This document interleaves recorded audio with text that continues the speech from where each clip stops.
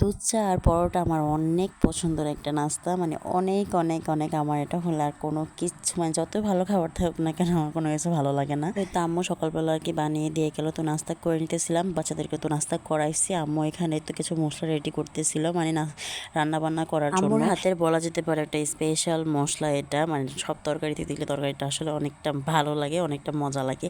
আমি তো আলুর চপ, তারপর পেঁয়াজও এগুলিতে আর কি দিতাম যখন ইফতার রেডি করতাম আর কি। রোজার আগে এর একবার বানাইছিল, তখন শেষ হয়ে গেছে রোজার মধ্যে, তো এখন আবার রেডি করে নিতেছিল। তো আজকে বাইরের ওয়েদারটাও অনেক ভালো ছিল বলতে কি, বাইরে যে পরিমাণ রোদ দেখা যাচ্ছে, কিন্তু এভাবে ঘরের ভিতরে এত মানে গরম লাগতেছিল না, ঘরের ভিতরে ঠান্ডাই ছিল। তো যাক, এখানে আমার মশলাটাকে সব ভেজে নিতেছিল, আগে ভেজে তারপর আর কি ব্লেন্ড করে নিবে। আর সামিয়া আজকে এখানে একটা হেয়ার প্যাক বানাইতেছিল, তো আমি, সামিয়া, আম্মু আমরা তিনজন দিব। এটা জানি কি পাতা বলে, মানে কালাকুমচা পাতা নাকি কি জানি একটা পাতা বলে। তো এই পাতা, তারপর সাথে আর অনেক রকমের পাতা দিয়ে আর কি ব্লেন্ড করবে আর কি এগুলি।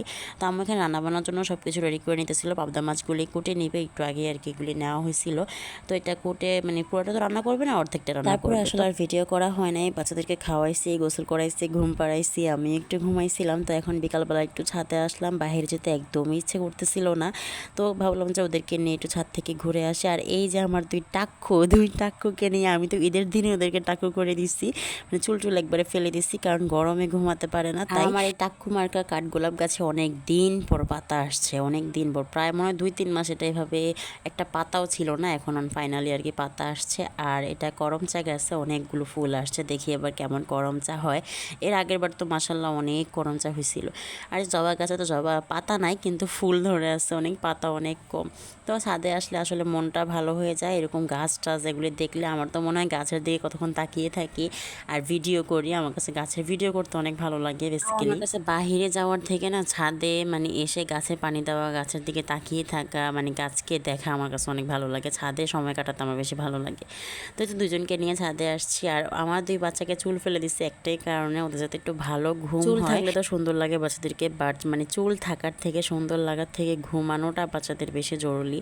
তো যাই হোক, চুল ফেলে দিচ্ছে, আবার উঠে যাবে, সমস্যা নেই। আর এই সময় চুল আসলে ফেলাটা একদমই দরকার ছিল, তার জন্যই ফেলে দিচ্ছে। আমার 2 পাখি এখানে খেলাধুলা করতেছে, ছাদে আসলে আসলে ওদের কাছেও ভালো লাগে, খোলামেলা একটা জায়গা পায়।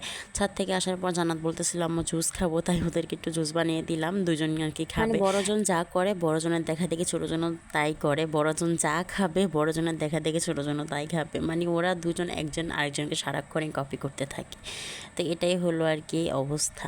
তো যাই হোক, ওদেরকে রাত্রেবেলা খাওয়া দাওয়া করে ঘুম পাড়িয়ে দিলাম। তো আজকের মতো এতটুকু, সবাই ভালো থাকবেন, আল্লাহ হাফিজ।